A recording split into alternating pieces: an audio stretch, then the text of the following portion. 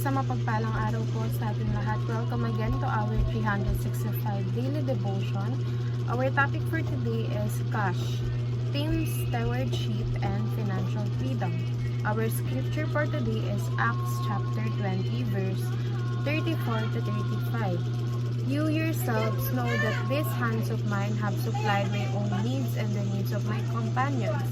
In everything I did, I showed you by this kind of hard work we must help the weak, remembering the words the Lord Jesus Himself said, it is more blessed to give than to receive. So, sinasabi sa verse na ito na mas maigi or mas mabuti daw na tayo ang nagbibigay kaysa tayo ang binibigyan. And sinasaad dito na ang Panginoon ang magsusupply sa atin. He will provide us for everything that we need.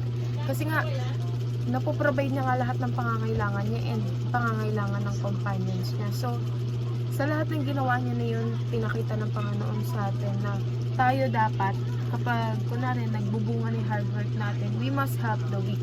Kumbaga tulungan naman din natin yung mga nangangailangan ng tulong kapag meron na tayong kakayahan.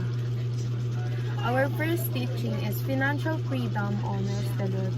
Financial freedom kasi kapag kaya mong masustain yung mga needs mo and kaya mo bumili ng mga wants mo and that will honor the Lord. Ibig sabihin kasi pinagpapala ka kasi meron kang sapat na pera or sapat na financial para masustain yung pangangailangan mo at ng pamilya mo.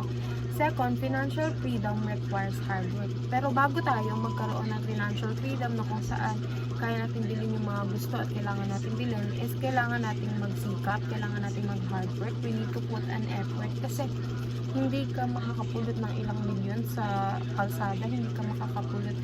Kailangan mo siyang pagtrabahuhan with the help of the Lord. And third, financial freedom is a greater blessing. So, ang financial freedom kasi, it's not just a blessing from you, but it's a blessing from God, tapos ipapasa mo yun sa iba. Kaya nga, kailangan kapag ikaw may matatanggap ka, may tinatawag na tayo ikapo, diba? Na kung saan 10% na income mo is ibibigay mo sa church. Our first application is honor the Lord by pursuing financial freedom. So,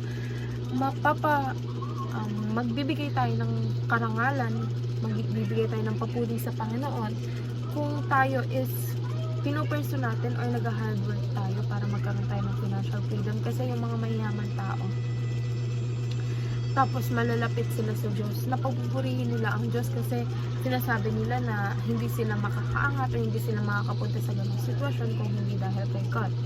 Second, work hard together to achieve financial freedom. So sa pamilya, kailangan lahat kayo is nag-work hard. Hindi pwedeng merong mga freeloader kasi mahirap kapag lahat kayo or ikaw lang yung nagtataguyod sa pamilya mo. Kailangan lahat kayo kung pwede may pagkakitaan habang nasa bahay, habang nasa school. And so, para magkaroon ng financial freedom ng pamilya, kailangan lahat kayo is mag-work hard together.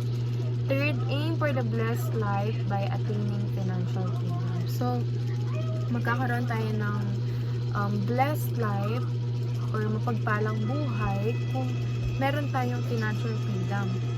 And sa pamamagitan ng financial freedom, hindi dapat tayo maging gastador, hindi dapat natin siya ilaan sa mga maling bagay o makamundong bagay, kundi ilaan natin siya unang-una sa mga pangangailangan at pagsustain ng mga pangarap natin. At pangalawa is pag-share nito sa mga kapatid natin or sa iba pang mga alagad ng Diyos, especially sa family at sa mga malalapit sa atin.